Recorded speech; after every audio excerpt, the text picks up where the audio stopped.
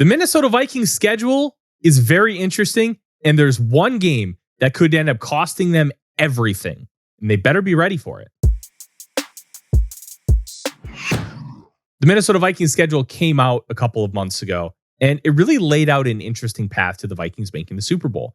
The first 5 weeks are relatively easy, especially in comparison to last year, but then they come out of the bye to an absolute gauntlet. And the back half of the year is going to be very difficult for the Vikings, especially if they want to make the Super Bowl. What's really interesting about the back half of the year is there's one game that is a massive trap game that could end up costing them everything. Week 16 against the New York Giants.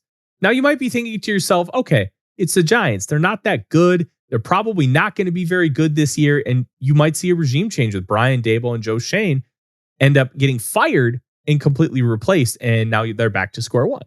That could end up being the outcome for the Giants. But here's the thing. It's built like a massive trap game. And let me explain. You have the 2 weeks prior, the Vikings will host the Commanders and then travel to Dallas to take on the Cowboys on Sunday Night Football. The 2 weeks after, the Vikings will have a short week playing the Detroit Lions at home on Christmas Day. And then they will host the Packers to finish off the regular season. Now, one of the big things here, when you have this conversation, Giants are just set up to be a perfect trap game. You have a cold weather game, the only one that's going to be on the Vikings schedule before the playoffs. It's on the road. It's the third of 3 straight NFC East opponents. Plus, you have your 2 biggest NFC North rivals for the division coming up right after that.